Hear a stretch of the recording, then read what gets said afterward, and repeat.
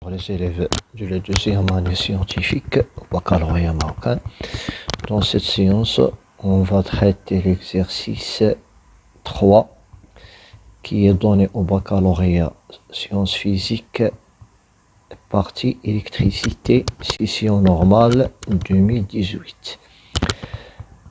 Un professeur a consacré avec ses élèves une séance de travaux pratiques de physique pour déterminer expérimentalement la valeur de la capacité d'un condensateur par deux méthodes différentes. Étudier un circuit RLC série. Grand 1, détermination expérimentale de la capacité d'un condensateur. Petit 1, en utilisant un générateur du courant. Un premier groupe d'élèves d'une classe réalise sous les directives d'un professeur le montage expérimental de la figure 1, page suivante, constitué par un générateur idéal du courant qui alimente le circuit par un courant électrique d'intensité I0, un conducteur ohmique de résistance grand R, deux condensateurs C1 et C2 montés en parallèle respectivement avec C1 est égal à 7,5 microfarad et C2 inconnu, un interrupteur K. Voilà le schéma de la figure 1. À l'instant T est égal à 0, un élève ferme le circuit. À l'aide d'un système d'acquisition informatisé, le groupe d'élèves obtient la courbe des variations de la charge du condensateur équivalent à l'association des deux condensateurs C1 et C2 en fonction de la tension UAB. Première question, quel est l'intérêt de monter des condensateurs en parallèle? Donc, l'intérêt de monter de condensateurs en parallèle, c'est d'augmenter la capacité. Par exemple, dans le cas où on a deux condensateurs, un de condensateur C1, l'autre de capacité C2, on les monte en parallèle pour obtenir un condensateur équivalent qui aura une capacité plus grande que C1 et que celle de C2, qui est égale à la somme de ces deux capacités. Donc, l'intérêt de monter des condensateurs en parallèle, c'est pour augmenter la capacité du condensateur. Voilà, voilà l'intérêt de monter de condensateur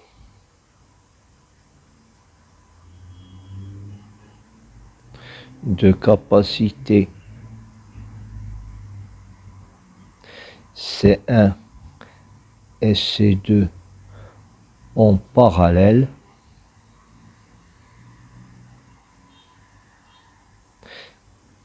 c'est pour augmenter la capacité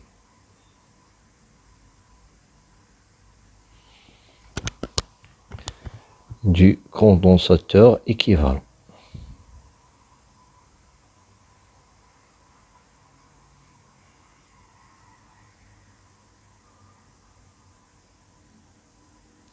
Donc, C équivalent et ça est égal à C1 plus C2. On passera maintenant à la question 2. Donc, pour la question 2, en exploitant la courbe de la figure 2, c'est-à-dire cette courbe qui représente Q en fonction de UAB, déterminer la valeur du C équivalente aux deux condensateurs C1 et C2. Donc on a ici une droite linéaire qui passe par le centre O. Donc Q en fonction de UAB est une droite.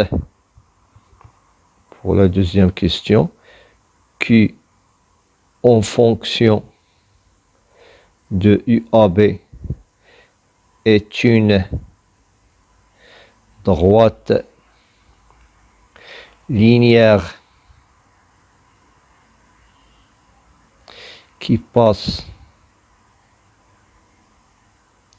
par l'origine O.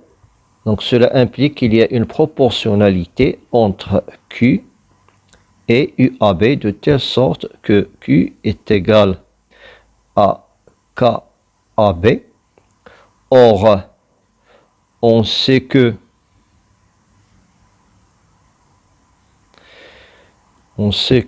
Q est égal à C UAB. Dans notre cas, c'est C équivalente. Donc, cela implique que K sera égal à C équivalente, qui représente le coefficient directeur,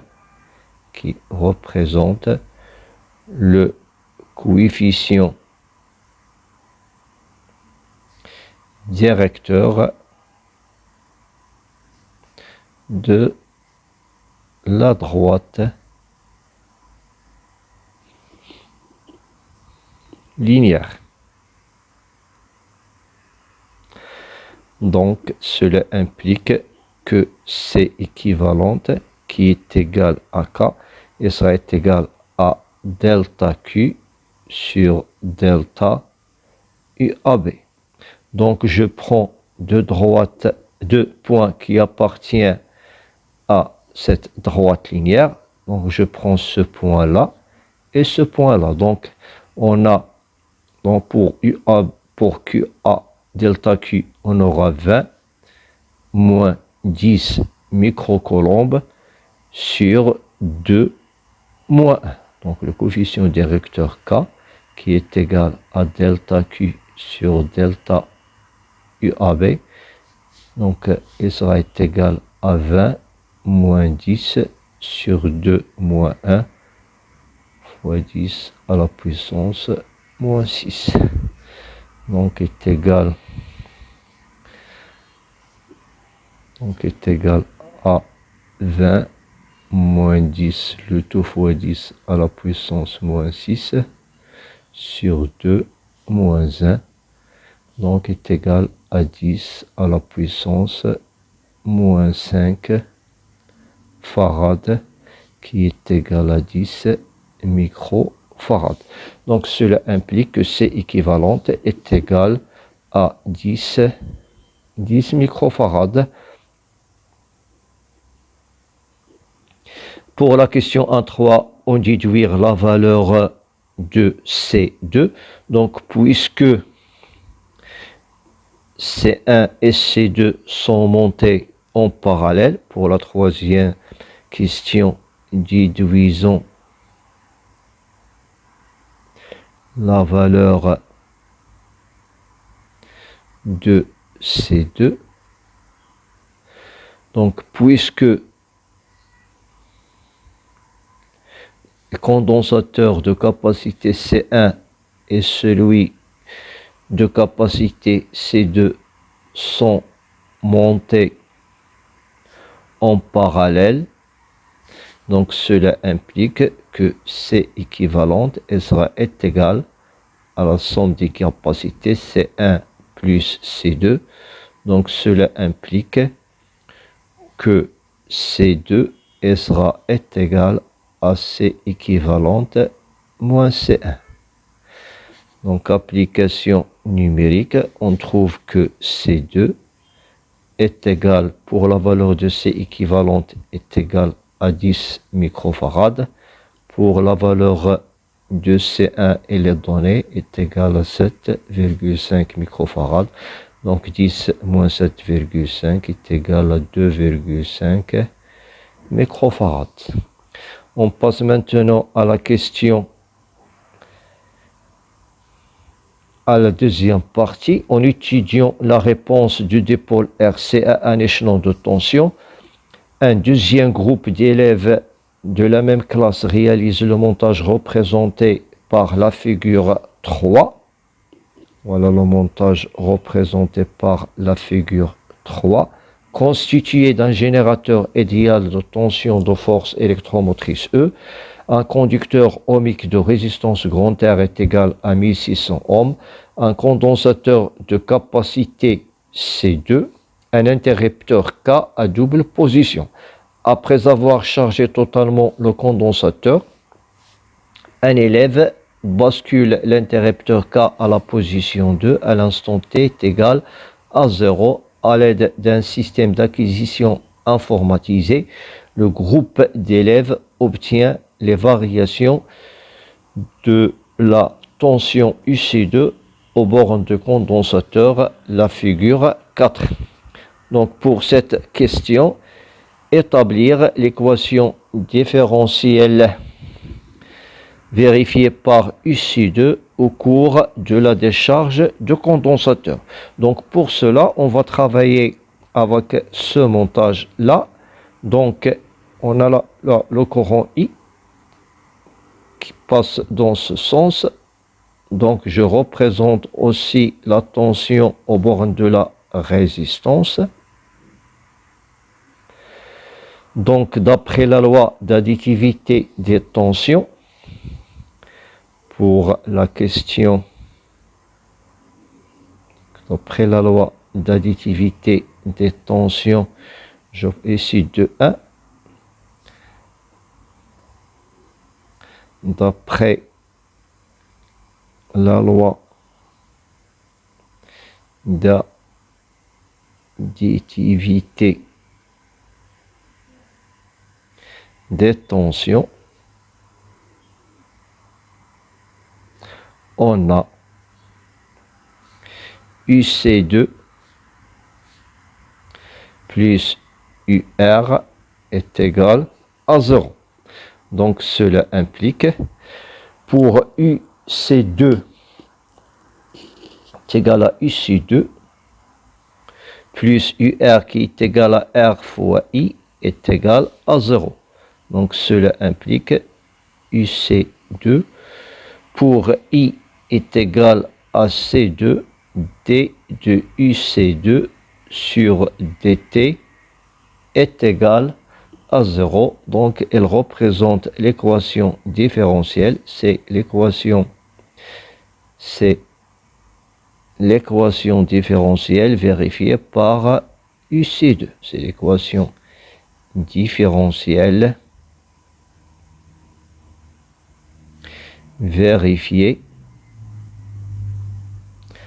par UC2, une équation qui existe entre UC2 et sa dérivée première. Donc on passera à la question 2.2. Voilà la question 2.2. La solution de cette équation différentielle est de la forme UC2 est égal à E exponentielle moins T sur tau. Trouver l'expression de la constante de tantôt en fonction de R et C2. Donc, l'expression de la constante de tension tau. L'expression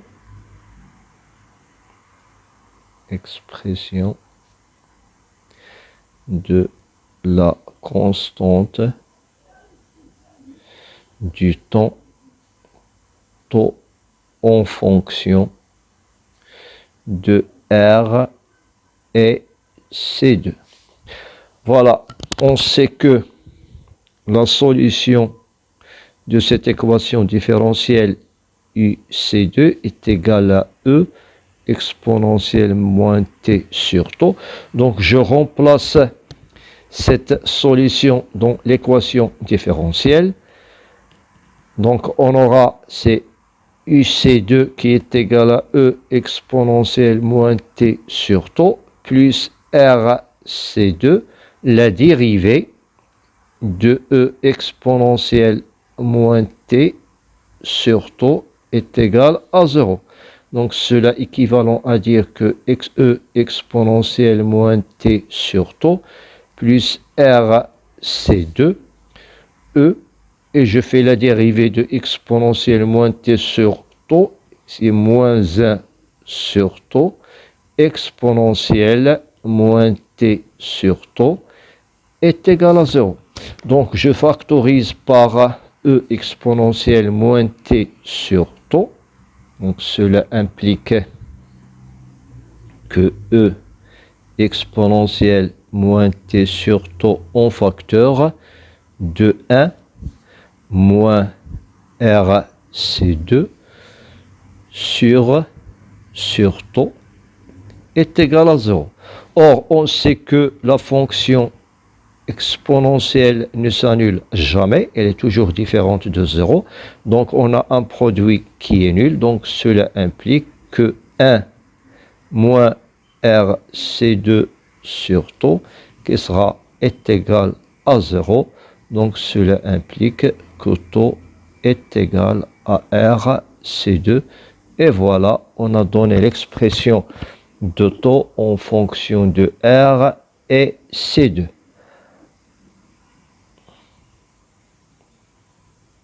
Voilà, déterminer de nouveau la valeur de C2. Donc, graphiquement, je peux déterminer taux. Donc, taux, c'est l'intersection entre la tangente à l'instant t est égale à 0 et l'axe des temps. Cette tangente rencontre cet axe à l'instant t est égal à taux.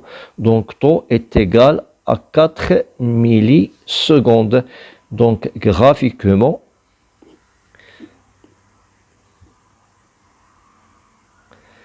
de 3, détermination de la capacité C2. Donc, graphiquement,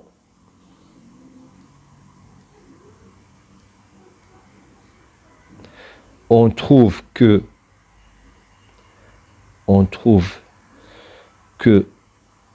taux est égal à 4 10 moins 3 secondes. Donc, d'après cette relation qui lie taux R et C2, on aura C2 est égal à taux sur R, c'est-à-dire est égal à 4 10 moins 3 sur la valeur de R. Or, la valeur de R, elle est donnée, est égale à la valeur de la résistance R est égale à 1600 ohms, c'est-à-dire je divise cette valeur par 1600 ohms, donc qui est égal à 0,25 10 à la puissance moins 5, donc qui est égal à 2,5 10 à la puissance moins 6 farad, qui est égal à 2,5 microfarad. Voilà, on a trouvé la même valeur que précédemment. On passe maintenant à l'autre question. Ok, donc on a déterminé la valeur de C2. Grand 2, étude d'un circuit RLC en série. Un élève de la même classe réalise le montage représenté sur la figure 5 qui comporte un condensateur totalement chargé de capacité C est égal à 2,5, une bobine d'inductance L et de résistance petite r, un interrupteur K. Après fermeture du circuit, on visualise à l'aide d'un système d'acquisition informatisé des oscillations pseudo-périodiques représentant les variations de la charge Q du condensateur. Voilà, charge Q de condensateur. Pourquoi observe-t-on des oscillations pseudo-périodiques? Pourquoi observe-t-on des oscillations pseudo-périodiques? Donc, on observe des oscillations pseudo-périodiques à cause, voilà, on observe des oscillations pseudo-périodiques,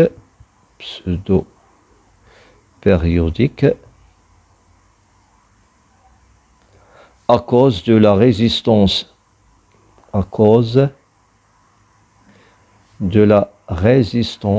interne,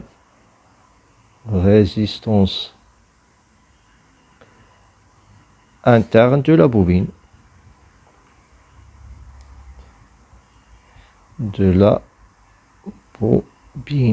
Donc cette résistance, elle a une valeur faible, c'est pour cela on observe le phénomène des oscillations pseudo-périodiques, c'est-à-dire la diminution de l'amplitude des oscillations au cours du temps.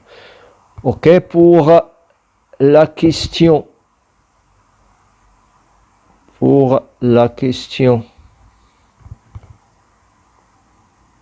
2.1, avant d'établir cette équation, petite 2, pourquoi obtenir des oscillations électriques entretenues, pour obtenir des oscillations électriques entretenues, un générateur G délivrant une tension proportionnelle à l'intensité du courant, c'est-à-dire UG est égal à KI, et inséré dans le circuit précédent. Première question, établir l'équation différentielle vérifiée par Q de T. Donc on a ce circuit-là et on va établir l'équation différentielle vérifiée par Q de T. Voilà, on a ici 1, 2, 1. Équation différentielle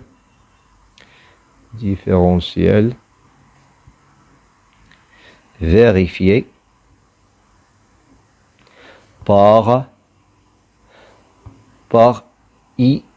par Q de T. Équation différentielle vérifiée par Q de T. Donc, je représente le circuit. Dans ce circuit, on a le générateur G qui délivre une tension UG qui est égale à KI. On a une bobine d'inductance L et de résistance interne petite r et un condensateur de capacité C. Donc voilà le sens du courant I. Donc je représente la tension aux bornes de la bobine ULR, la tension aux bornes du condensateur de capacité C UC. Donc d'après la loi d'additivité des tensions, on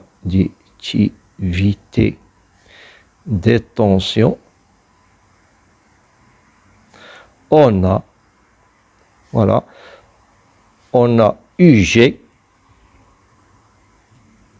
qui est égal à ULR plus UC. Donc cela implique que UG qui est égal à KI sera égal à ULR. ULR est égal à RI plus L D2I sur dt plus UC qui est égal à Q sur C. Donc cela implique que L D2I sur dt plus R moins K I plus Q sur C est égal à 0. Or, je cherche l'équation différentielle vérifiée par Q. On sait que I est égal à D2Q sur dt. Cela implique que I sera égal à la dérivée seconde de Q sur dt carré, c'est-à-dire d carré de Q sur dt carré. Donc, d'où l'équation, c'est-à-dire d'où 1 devient L d carré 2Q sur dt carré plus R moins K pour I, je la représente par D2Q sur dt plus Q sur C est égal à 0. Donc je divise tous les membres par L de cette équation différentielle. On aura d carré 2Q sur dt carré plus R moins K sur L d2Q sur dt plus Q sur LC est égal à 0. Donc c'est l'équation différentielle. C'est l'équation différentielle vérifiée par la charge Q qui vérifie la charge du condensateur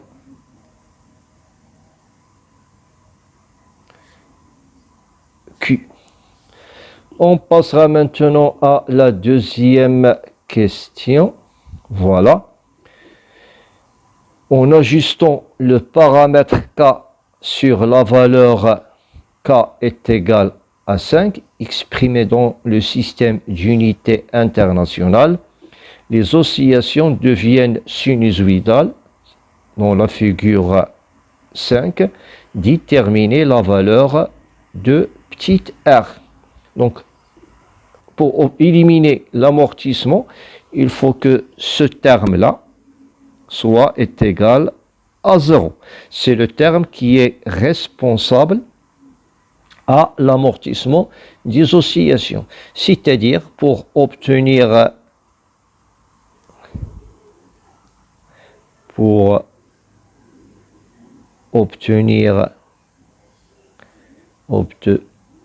des oscillations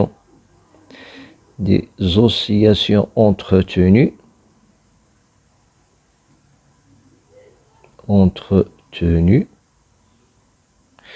il faut que le terme qui est responsable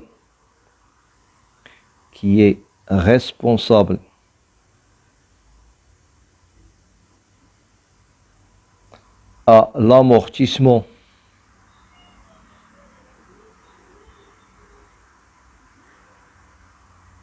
des oscillations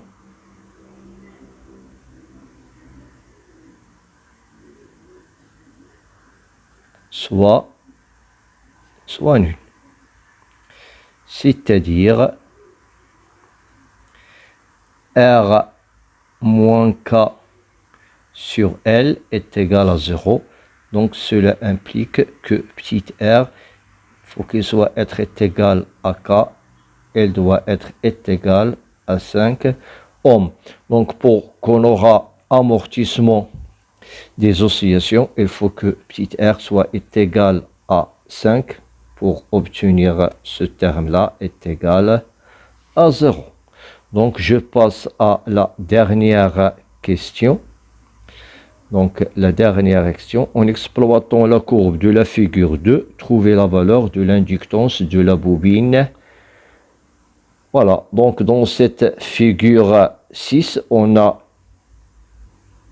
les oscillations qui sont entretenues et qui ont une période T0